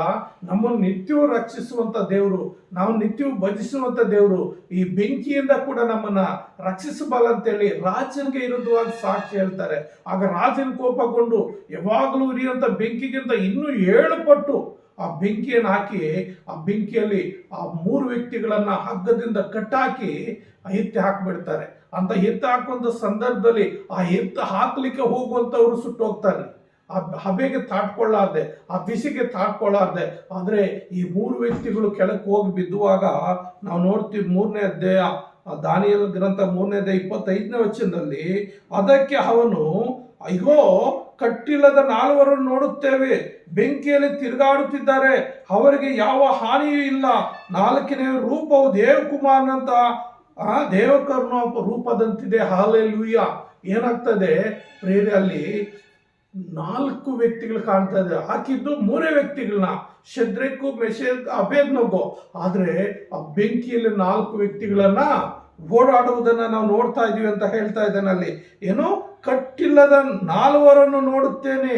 ಅಂದ್ರೆ ನೋಡ್ರಿ, 3 ವ್ಯಕ್ತಿಗಳನ್ನ ಹಗ್ಗದಿಂದ ಕಟ್ಟಿದ್ದಾರೆ, ಆ ಬೆಂಕಿಯಲ್ಲಿ ಹಾಕಿದ್ದಾರೆ. ಆದ್ರೆ ಆ ಬೆಂಕಿಯಲ್ಲಿ ಹಾಕುವಾಗ ಆ ಕಟ್ಟು ಮಾತ್ರ, ಹಗ್ಗ ಮಾತ್ರ ಬಿಚ್ಚೋಗಿದೆ, ಹಗ್ಗ ಮಾತ್ರ ಸುಟ್ಟೋಗಿದೆ. ಆದ್ರೆ 4 ಜನ ಅಲ್ಲಿ ಅವ್ರ ಜೊತೆಯಲ್ಲಿ ದೇವರಿದ್ದಾನೆ. ಅವರ ಜೊತೆಯಲ್ಲಿ ದೇವರಿದ್ದು ಕಟ್ಟಿಲ್ಲದ 4 ವ್ಯಕ್ತಿಗಳು 4 ನೋಡುತ್ತೇನೆ, ಬೆಂಕಿಯಲ್ಲಿ ತಿರುಗಾಡುತ್ತಿದ್ದಾರೆ, ಅವರಿಗೆ ಯಾವ ಹಾನಿ ಇಲ್ಲ. 4ನೇ ರೂಪವು ದೇವಕುಮಾರ ರೂಪದಂತಿದೆ ಅಂತ ಹೇಳ್ತಾ ಇದ್ದಾನೆ ನೋಡ್ರಿ. ಅಂದ್ರೆ ದೇವರು ನಿನ್ನ ಇಕ್ಕಟ್ಟಿನಲ್ಲಿ, ನಿನ್ನ ಪ್ರಾಣ ಹೋಗುವಂತ ಸಂದರ್ಭದಲ್ಲಿ, ನಿನ್ನ ಬೆಂಕಿಯಲ್ಲಿ ಹಾಕಿ ನೀನು ಸುಡುವಂತ ಸಂದರ್ಭದಲ್ಲಿ ಕೂಡ ಆತನೇನ್ ಮಾಡ್ತಾನೆ, ನೀನು ಯಥಾರ್ಥವಾಗಿ ಆ ಶದ್ರಕ್ ಮೆಷೆದನ್ಗೋ ಹಬೇದ್ನು ಇವು 3 ವ್ಯಕ್ತಿಗಳು ಏನಿದಾರೋ ಆ 3 ವ್ಯಕ್ತಿಗಳಲ್ಲಿದ್ದ ನಂಬಿಕೆ, ಒಂದು ಸ್ಥಿರವಾದ ನಂಬಿಕೆ, ಸ್ಥಿರವಾದ ನಿರ್ಧಾರ ನಿನ್ನಲ್ಲಿದ್ದರೆ, ನಿರ್ಣಯ ನಿನ್ನಲ್ಲಿದ್ದರೆ ಅವರನ್ನು ರಕ್ಷಿಸ ದೇವರು. ಆ ಬೆಂಕಿಯಂತ ಶೋಧನೆಯಲ್ಲಿ, ಬೆಂಕಿಯಂತ ಕಷ್ಟಗಳಲ್ಲಿ, ಒಂದು ವೇಳೆ ನಿಜವಾದ ಬೆಂಕಿಯಲ್ಲೇ ನೀನು ಬಿದ್ರು ಆತನೇನ್ ಮಾಡ್ತಾನೆ, ರಕ್ಷಿಸ್ತಾನೆ. ಯಾಕೆಂದ್ರೆ ಆತನು ಜೀವಿಸುವಂತ ದೇವರು, ಆತನ ಧೈರ್ಯ ಕೊಡುವಂತ ದೇವರು, ಆತನು ಬಲಪಡಿಸುವಂತ ದೇವರು. ಆದ್ದರಿಂದ ಪ್ರಿಯ ನನ್ನ ಸಹೋದರ ಸಹೋದರಿ, ದೇವರು ನಾಮಕ್ಕೆ ಸ್ತೋತ್ರವಾಗಲಿ. ಖಂಡಿತವಾಗ್ಲೂ ನಿನ್ನ ಜೀವಿತದಲ್ಲಿ ಅಂತ ಸಂದರ್ಭ ಬಂದಾಗ ನೀನು ದೇವರು ಪ್ರಾರ್ಥಿಸುವಾಗ ದೇವರು ನಿಮ್ಮನ್ನ ಆಶೀರ್ವಾದ ಮಾಡ್ತಾನೆ. 27ನೇ ವಚನದಲ್ಲಿ ನೋಡೋಣ, ಅಲ್ಲಿ ಕೂಡಿದ್ದ ಉಪರಾಜ, ನಾಯಕ, ದೇಶಾಧಿಪತಿ, ಮಂತ್ರಿಗಳು ಅವರನ್ನು ನೋಡಿ ಅವರ ಮೇಲೆ ಬೆಂಕಿಯ ಅಧಿಕಾರವು ನಡೆದಿಲ್ಲ, ಅವರು ತಲೆಗೂದಲು ಸುಟ್ಟಿಲ್ಲ, ಅವರ ಶಲ್ಯಗಳಿಗೆ ವಿಕಾರವಿಲ್ಲ, ಬೆಂಕಿಯ ವಾಸನೆ ಮುಟ್ಟಿಲ್ಲ ಎಂದು ತಿಳ್ಕೊಂಡರು. Hallelujah, hallelujah, hallelujah. ನೋಡ್ರಿ, ಇಲ್ಲಿ ಏನ್ ಹೇಳ್ತಾ ಇದೆ, ಅವರ ತಲೆ ಕೂದಲು ಸುಟ್ಟಿಲ್ಲ. ಯಾವಾಗಲೂ ಸುಡುವಂತ ಬೆಂಕಿಗಿಂತ 7ರಷ್ಟು ಹಾಕಿದ್ದಾರೆ. ಅವ್ರನ್ನ 3 ಜನ ಹಾಕಿದ್ರೆ ಅಲ್ಲಿ 4 ವ್ಯಕ್ತಿಗಳಿದ್ದಾರೆ. ಅವ್ರು ಕಟ್ಟಿದ ಹಗ್ಗ ಮಾತ್ರ ಸುಟ್ಟು ಹೋಗಿದೆ, ಆದ್ರೆ ಅವ್ರ ತಲೆ ಕೂದಲು ಸುಟ್ಟಿಲ್ಲ, ಅವರ ಶಲ್ಯಗಳಿಗೆ ವಿಕಾರವಿಲ್ಲ. ಅಂದ್ರೆ ಅವ್ರು ಯಾವ ರೀತಿ ರಾಜನ ಮನೆಯಲ್ಲಿ ಜೀವಿಸುವಂತ ಒಳ್ಳೆ ಉಡುಗೆ ತೊಡುಗೆಗಳು ಹಾಕೊಂಡು, ಶಲ್ಯ ಅಂದ್ರೆ ಭುಜದ ಮೇಲೆ ಹಾಕಿರುವಂತ ಶಲ್ಯಗಳು ಹಾಕೊಂಡಿದ್ದಾರೆ.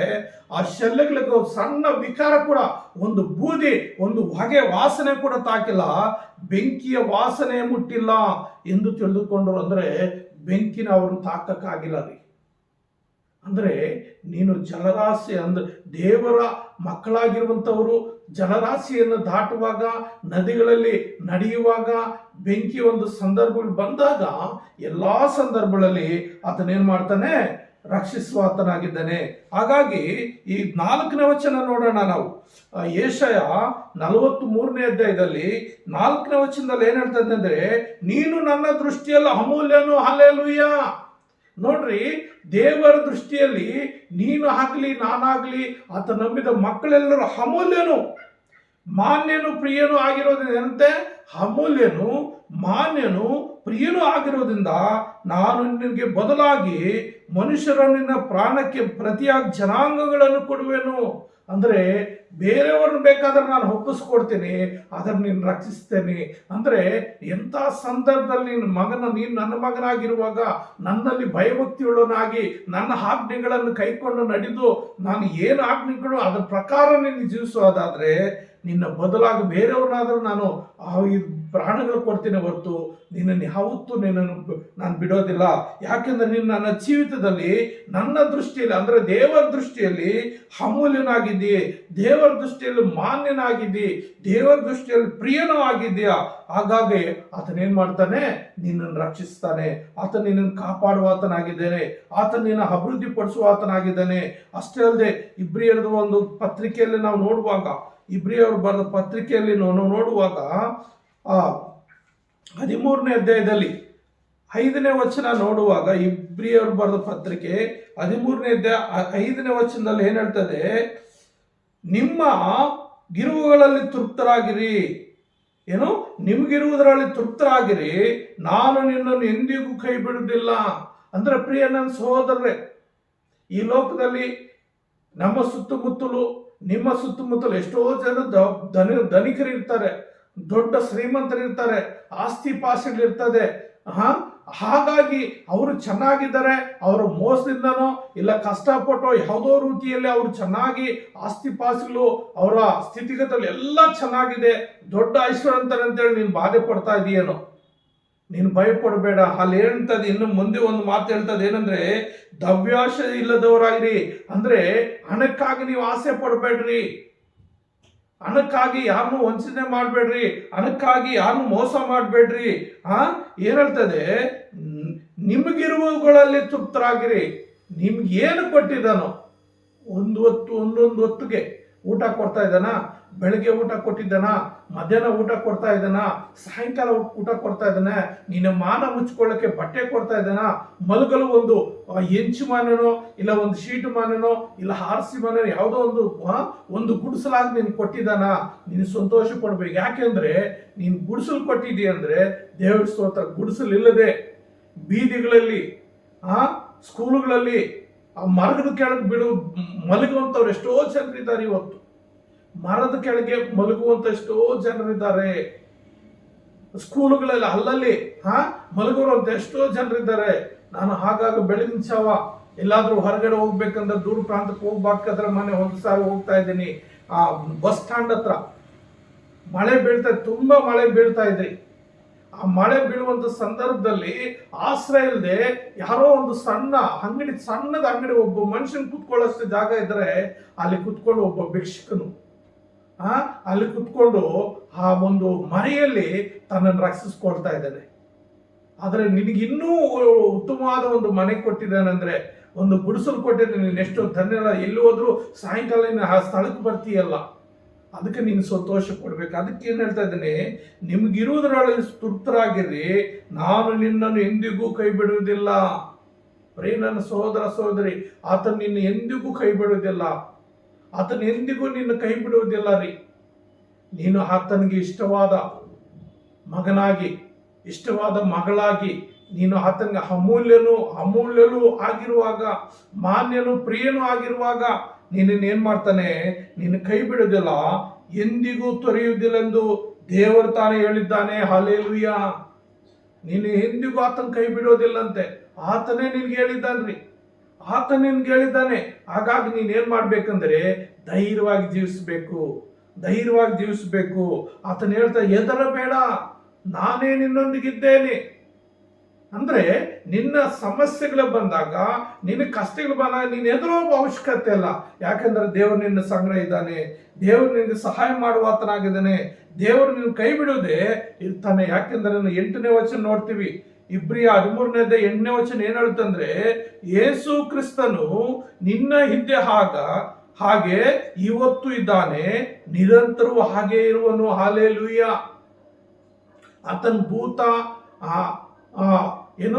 ಭವಿಷ್ಯತ್ ವರ್ತಮಾನ ಕಾಲಗಳಲ್ಲಿ ಯಾವಾಗಲೂ 3 ಕಾಲಗಳಲ್ಲಿ, ನಿನ್ನೆ ಇವತ್ತು ನಾಳೆ ನಿರಂತರ ಏಕರಾತಿಯಾಗಿರುವಂತ ದೇವರು. ನಿನ್ನೆ ಹೇಗಿರ್ತಾನೋ ಇವತ್ತು ಹಾಗೆ ಇದ್ದಾನೆ, ಇವತ್ತು ಹೇಗಿದ್ದಾನೋ ನಾಳೆಯೂ ನಿರಂತರ ಹಾಗೆ ಇರ್ತಾನೆ. ಹಾಗಾಗಿ ಯೇಸು ಕ್ರಿಸ್ತನು ನಿನ್ನ ಇದ್ದ ಹಾಗೆ ಇವತ್ತು ಇದ್ದಾನೆ, ನಿರಂತರವೂ ಹಾಗೆ ಇರುವನು. ಹಲ್ಲೆಲೂಯಾ. ಪ್ರಿಯ ನನ್ನ ಸಹೋದರರೇ, ಆತನು ಪಕ್ಷಪಾತಿ ಅಲ್ಲ, ಒಂದೊಂದು ದಿವಸ ಒಂದೊಂದು ರೀತಿ ಅವತಾರ ಎತ್ತುವನಲ್ಲ. ಆತ ನಿನ್ನ ಹಾಗೆ ನನ್ನ ಹಾಗೆ, ನಿನ್ನ ಹೋಲಿಕೆ ನನ್ನ ಹೋಲಿಕೆ, ನಿನ್ನ ಸ್ವರೂಪ ನನ್ನ ಸ್ವರೂಪದಲ್ಲಿರುವಂತ ದೇವರು ತನ್ನ ಸ್ವರೂಪದಲ್ಲಿ, ಆದಿಕಾಂಡ 1ನೇ ಅಧ್ಯಾಯ 26ನೇ ವಚನದಲ್ಲಿ, ನಮ್ಮ ಸ್ವರೂಪದಲ್ಲಿ ನಮ್ಮ ಹೋಲಿಕೆಯಲ್ಲಿ ಮನುಷ್ಯರನ್ನು ಸೃಷ್ಟಿ ಮಾಡೋಣ ಅಂತ ಹೇಳಿದ ದೇವರು ನೆಲದ ಮಣ್ಣನ್ನು ತೆಗೆದುಕೊಂಡು ಮನುಷ್ಯನ ರೂಪ ತಿದ್ದಿ ಆತನ ಜೀವಶ್ವಾಸವನ್ನು ಕೊಟ್ಟು ಬದುಕುವಂತ ಪ್ರಾಣಿಯಾಗಿ ಮಾಡಿದ ದೇವರು, ಆತನ ಸ್ವರೂಪದಲ್ಲಿ ಸೃಷ್ಟಿ ಮಾಡಿದ ದೇವರು ಆತನೇನ್ ಮಾಡ್ತಾನೆ? ನಿನ್ನ ಕೈ ಬಿಡೋದಿಲ್ಲ. ಆತ ನಿನ್ನನ್ನ ರಕ್ಷಿಸ್ತಾನೆ, ನಿನ್ನನ್ನ ಆತನ ಕಾಪಾಡ್ತಾನೆ. ಆತನ ಪ್ರಿಯ ನನ್ನ ಸಹೋದರ ಸಹೋದರಿ, ಆತನು ಹೇಳ್ತಾ ಇದ್ದಾನೆ, ನಿನ್ನೆ ಇದ್ದ ಹಾಗೆ ಇವತ್ತು ಇರ್ತೀನಿ, ನಿರಂತರವೂ ಇರ್ತೀನಿ ಅಂತೇಳಿ. ಅಂತ ದೇವಾದಿ ದೇವರಿಗೆ ಎಲ್ಲ ಮಹಿಮೆ ಉಂಟಾಗಲಿ, ಅಂತ ದೇವಾದಿ ದೇವರಿಗೆ ಎಲ್ಲ ಘನತೆ ಉಂಟಾಗಲಿ. ಖಂಡಿತವಾಗ್ಲೂ ನನ್ನ ಜೀವಿತದಲ್ಲಿ ಈ ಮಾತುಗಳಿಂದ ಎಷ್ಟೋ ನನ್ನನ್ನು ಆಧರಣೆ ಮಾಡ್ತಾ ಇದ್ದಾನೆ. ಎಷ್ಟೋ ಸಂದರ್ಭಗಳಲ್ಲಿ ಈ ಮಾತುಗಳಿಂದ ದೇವರು ನಾನೇನೇನು ಮಾಡಿದ್ದಾನೆ, ಆಧರಣೆ ಮಾಡಿದ್ದಾನೆ, ಮೇಲಕ್ಕೆತ್ತಿದ್ದಾನೆ, ಸಂತೈಸಿದ್ದಾನೆ, ತಾಯಿ ಹಾಗೆ ಸಂತೈಸಿದ್ದಾನೆ, ತಂದೆ ಹಾಗೆ ಧೈರ್ಯ ಕೊಟ್ಟಿದ್ದಾನೆ. ನನ್ನ ಜೀವಿತದಲ್ಲಿ ಒಂದು ಎರಡಲ್ಲ, ಎಷ್ಟೋ ನಿಜವಾಗ್ಲೂ ಹೇಳ್ಬೇಕಂದ್ರೆ ನನಗೆ ತುಂಬಾ ಹೆದರಿಕೆ, ಅವತ್ತು ಹೆದರಿಕೆ, ಇವತ್ತು ಹೆದರಿಕೆ. ಆದ್ರೆ ಈ ದೇವರ ಮಾತುಗಳಿಂದ ದೇವರು ನನ್ನ ಬಲಪಡಿಸಿ, ಸುಮಾರು ನಾನು ದೇವರು ನಂಬಿ 40 ವರ್ಷ ಚಿಲ್ಲರೆ ಆಯ್ತು. ಆವತ್ತಿನಿಂದ ಇವತ್ತು ತನಕ ಆತ ನನ್ನನ್ನ ಬಲಪಡಿಸ್ತಾನೇ ಬಂದಿದ್ದಾನೆ.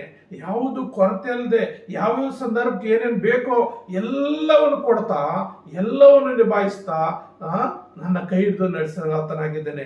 ನನ್ನನ್ನು ನಡೆಸಿದ ದೇವರು ನಿನ್ನನ್ನು ನಡೆಸಲಿಕ್ಕೆ ಶಕ್ತನಾಗಿದ್ದೇನೆ. ನನ್ನ ಕೈ ಹಿಡಿದ ದೇವರು ನಿನ್ನ ಕೈ ಹಿಡಿದಲಿಕ್ಕೆ ಆತನ ಶಕ್ತನಾಗಿದ್ದಾನೆ. ನನಗೆಲ್ಲ ಕೊಟ್ಟಂತ ದೇವರು ನಿನಗೂ ಎಲ್ಲ ಕೊಡ್ಲಿಕ್ಕೆ ಆತನ ಶಕ್ತನಾಗಿದ್ದಾನೆ. ಆದ್ದರಿಂದ ನೀನೇನ್ ಮಾಡ್ಬೇಕಂದ್ರೆ ಆ ದೇವರನ್ನ ಮಾತು ಕೇಳಬೇಕು, ಆ ದೇವರ ಮಾತು ಕೇಳಬೇಕು. ಅದನ್ನ ಹೇಳ್ತಾ ಇದ್ದಾನೆ, ಪ್ರಜೆಯೇ ನೀನಂತೂ ಹೆದರಬೇಡ, ನಾನೇ ನಿನ್ನೊಂದಿಗಿದ್ದೇನೆ. ಹೌದು ಸ್ವಾಮಿ, ನಾನು ಹೆದರೋದಿಲ್ಲ, ನೀನು ನನ್ನೊಂದಿಗಿದ್ದು ನನ್ನ ನಡೆಸು ಅಂತೇಳಿ ನಾನು ಹೇಳುವುದಾದರೆ ಆತನ ಖಂಡಿತವಾಗಲು ನಿನಗೆ ಸಹಾಯ ಮಾಡಲಿಕ್ಕೆ ಶಕ್ತನಾಗಿದ್ದಾನೆ. ಇಬ್ರಿಯ 12ನೇ ಅಧ್ಯಾಯದಲ್ಲಿ ನಾವು ನೋಡುತ್ತೇವೆ, 28ನೇ ವಚನ ಏನು ಹೇಳ್ತಂದ್ರೆ, ಆದ ಕಾರಣ ಯಾರು ಕದಸಲಾರದ ರಾಜ್ಯವನ್ನು ಹೊಂದುವವರಾದ ನಾವು ಆದ ಕಾರಣ ಯಾರು ಕದಿಸಲಾರದ ರಾಜ್ಯವನ್ನು ಹೊಂದುವರಾದ ನಾವು ಕೃತಜ್ಞತೆ ಇಲ್ಲವರಾಗಿದ್ದು ಆತನಿಗೆ ಸಮರ್ಪಕವಾದ ಆರಾಧನೆಯನ್ನು ಭಕ್ತಿಯಿಂದಲೂ ಭಯದಿಂದಲೂ ಮಾಡೋಣ. ಹಲ್ಲೆಲೂಯ. ಯಾರು ಎಂದಿಗೂ ಕದಿಸ ರಾಜ್ಯ ಅಂದ್ರೆ ಆ ನಿತ್ಯ ಜೀವಿತ, ಪರಲೋಕ. ಆ ಪರಲೋಕದಲ್ಲಿ ದೇವರು ಆರಿಸ್ಕೊಂಡಂತ ಮಕ್ಕಳು ಮಾತ್ರ ಹೋಗ್ತಾರೆ. ದೇವರು ಆರಿಸ್ಕೊಂಡಂತ ಮಕ್ಕಳು ಮಾತ್ರ, ದೇವರಿಗೆ ಇಷ್ಟವಾಗಿ ಜೀವಿಸುವಂತ ಮಕ್ಕಳು ಮಾತ್ರ ಪರಲೋಕ ರಾಜ್ಯದಲ್ಲಿ ಸೇರಲ್ಪಡ್ತಾರೆ. ಹಾಗಾಗಿ ಅಂತ ದೇವ್ರಿಗೆ ಇಷ್ಟವುಳ್ಳಂತ, ದೇವರು ಆರಿಸ್ಕೊಂಡಂತ ಮಕ್ಕಳು ಯಾರಂದ್ರೆ ದೇವರ ಮಾತು ಕೇಳುವಂಥವ್ರು, ದೇವರ ಆಜ್ಞೆಗಳನ್ನು ಕೈಕೊಂಡು ನಡೆಯುವಂಥವ್ರು, ದೇವರಿಗೆ ಇಷ್ಟವಾದ ರೀತಿಯಲ್ಲಿ ಜೀವಿಸುವಂಥವ್ರು. ಈ ಲೋಕದಲ್ಲಿ ಹೆಚ್ಚು ಕಡಿಮೆ ಏನಿಲ್ಲ, ಎಲ್ಲರೂ ಪಾಪ ಮಾಡಿ ದೇವರ ಮಹಿಮೆಯನ್ನು ಹೊಂದಿಕೊಳ್ಳದೆ ಹೋಗಿದ್ದಾರೆ ಅಂತ ಹೇಳ್ತದೆ. ಹಾಗಾಗಿ ಪಾಪಿಗಳಾದ ನಾವುಗಳು ಏನ್ ಮಾಡ್ಬೇಕಂದ್ರೆ ಯೇಸು ಕ್ರಿಸ್ತನ ಮುಂದೆ ಸರೆಂಡರ್ ಆಗ್ಬೇಕು. ಅಪ್ಪ, ನೀನು ನಮಗೋಸ್ಕರ ಬಂದಂತ ದೇವರು, ನೀನು ನಮಗೋಸ್ಕರ ಪ್ರಾಣವನ್ನು ಕೊಟ್ಟಂತ ದೇವರು, ನಮ್ಮ ಪಾಪಗಳು ಹೊತ್ತಂತ ದೇವರು, ನಮ್ಮ ಪಾಪಗಳಿಗೆ ಬಿಡುಗಡೆ ಕೊಡುವಂತ ದೇವರು, ನಿನ್ನ ರಕ್ತದಿಂದ ನಮ್ಮ ಪಾಪಗಳು ತೊಳೆಯುವಂತ ದೇವರು ಎಂಬುದಾಗಿ ಸರೆಂಡರ್ ಆಗಿ ಆತನ ಮುಂದೆ ಅಡ್ಡ ಬಿದ್ದು ಪಾಪಗಳನ್ನ ಹರಿಕೆ ಮಾಡಿ ಒಪ್ಪಿಕೊಳ್ಳುವಾಗ ಆತನೆಲ್ಲ ಪಾಪ ಅಪರಾಧಗಳನ್ನು ಬಿಡಿಸಿ ಯಾರು ಕದಲಿಸಲಾರಂತ ರಾಜ್ಯದಲ್ಲಿ ನಿನ್ನನ್ನು ನನ್ನನ್ನು ಸೇರಿಸುವ ಆತನಾಗಿದ್ದಾನೆ. ಆದ್ರಿಂದ ಏನ್ ಮಾಡ್ಬೇಕು, ನಾವು ಕೃತಜ್ಞತೆಯುಳ್ಳವರಾಗಿರ್ಬೇಕು. ದೇವರು ಮಾಡಿದಂತ ಉಪಕಾರ ಏನು ಈ ಪ್ರಪಂಚದಲ್ಲಿ ಯಾರು ಮಾಡಿಲ್ಲ ರೀ. ಯಾರು ಯಾರಿಗೆ ಪ್ರಾಣ ಕೊಡ್ತಾರೆ, ಯಾರು ಯಾರಿಗೆ ರಕ್ತ ಸುರಿಸ್ತಾರೆ, ಯಾರು ಸುರಿಸಲ್ಲ. ಆದರೂ ಸುರಿಸಿದ್ದು ಪ್ರಾಣ ಕೊಟ್ಟಿರೋದಂದ್ರೆ ಆತನೊಬ್ಬನೇ ಏಕೈಕ ದೇವರು ಯೇಸು ಕ್ರಿಸ್ತನಾಗಿದ್ದಾನೆ. ಆತನ ಯೇಸು ಕ್ರಿಸ್ತ ನಿನಗೋಸ್ಕರ ನನಗೋಸ್ಕರ ಪ್ರಾಣ ಕೊಟ್ಟು ಇವತ್ತಿಗೂ ತಂದೆಯ ಬಲಪಾಶಲ್ಲಿ ಕುಳಿತುಕೊಂಡು ನಾವು ಮಾಡಿದ ಒಂದೊಂದು ಸಣ್ಣ ತಪ್ಪು ದೊಡ್ಡ ತಪ್ಪು ಯಾವುದಿದ್ರು ನಮಗೋಸ್ಕರ ಕ್ಷಮಾಪಣೆ ಬೇಡುವ ಆತನಾಗಿದ್ದಾನೆ. ಇವತ್ತು ಆತ ನಮ್ಮ ಪ್ರೀತಿಸುವ ಆತನಾಗಿದ್ದಾನೆ. ಅಂತ ದೇವರಿಗೆ ಏನ್ ಮಾಡಬೇಕು, ನೀವು ಕೃತಜ್ಞತೆಯುಳ್ಳವರಾಗಿದ್ದು ಆತನಿಗೆ ಸಮರ್ಪಕವಾದ ಆರಾಧನೆಯನ್ನು, ದೇವರಿಗೆ ಬೇಕಾಗಿರೋದೇನು ಆರಾಧನೆ, ದೇವರು ಮಾಡೋ ಉಪಕಾರ ನೆನೆಸಿ. ರಾತ್ರಿ ಎಲ್ಲ ಮಲಗಿದ್ಯಾ, ಬೆಳಗ್ಗೆದ್ದೆ ಅಂದ್ರೆ ದೇವರಿಗೆ ಕೃತಜ್ಞತೆ ಸಲ್ಲಿಸಬೇಕು. ರಾತ್ರಿ ಎಲ್ಲ ನಿಂಗೆ ಆರೋಗ್ಯ ಕೊಟ್ಟಿದಂದ್ರೆ ಅದನ್ನು ಮಾಡಿದ ಉಪಕಾರಕ್ಕೆ ನೀನೇನ್ ಮಾಡ್ಬೇಕು, ಆರಾಧನೆ ಸಲ್ಲಿಸಬೇಕು. ಯಾವ ರೀತಿ? ಭಯದಿಂದಲೂ ಭಕ್ತಿಯಿಂದಲೂ. ನೀವು ಭಕ್ತಿಯಿಂದ, ಯಾರಿಗೆ ಭಕ್ತಿ ಇರ್ತದೋ ಅವರಿಗೆ ಭಯ ಹುಟ್ಟುತ್ತೆ. ಯಾರು ಭಯ ಇರ್ತದೋ ಅವರು ದೇವರೊಟ್ಟಿಗೆ ಸಂಪರ್ಕ ಇಟ್ಕೊಳ್ತಾರೆ. ಭಯ ಭಕ್ತಿ ಎರಡು ಇದ್ದರೆ ಅವರು ದೇವರೊಟ್ಟಿಗೆ ಸಂಪರ್ಕ ಇಟ್ಕೊಂಡು ದೇವರೊಟ್ಟಿಗೆ ಮಾತನಾಡ್ತಾ ಇರ್ತಾರೆ, ದೇವರ ಆಜ್ಞೆಗಳು ಕೈಕೊಂಡು ನಡೀತಾ ಇರ್ತಾರೆ. ಅಂತ ಸಂದರ್ಭ ದೇವರು ಅವ್ರಿಗೆ ಸಹಾಯಕನಾಗಿದ್ದು ಯಾವ ವಿಷಯದಲ್ಲಿ ಎದುರದ ಹಾಗೆ ಧೈರ್ಯ ಕೊಡ್ತಾ ನಡೆಸ್ತಾ ಇರ್ತಾನೆ. ಭಯದಿಂದ ಮಾಡೋಣ, ಯಾಕೆಂದ್ರೆ ದೇವರು ನಮ್ಮ ದೇವರು ದಹಿಸುವ ಅಗ್ನಿಯಾಗಿದ್ದಾನೆ. ಪ್ರಿಯ ನನ್ನ ಸಹೋದರ ಆತನು ದಹಿಸುವ ಅಗ್ನಿ ಆಗಿದ್ದಾನೆ. ಹಾಗಾಗಿ ನೋಡ್ರಿ 27ನೇ ವಚನ ನೋಡುವಾಗ ಇನ್ನೊಂದೇ ಸಾರಿ ಎಂಬಿ ಮಾತನ್ನು ಯೋಚಿಸಿದರೆ, ಕದಲಿಸದಿರುವ ವಸ್ತುಗಳು ನಿರ್ಮಿತವಾದವುಗಳಾಗದ್ದರಿಂದ ತೆಗೆದು ಹಾಕಲ್ಪಡುತ್ತದೆ ಎಂಬುದು ಸ್ಪಷ್ಟವಾಗಿದೆ.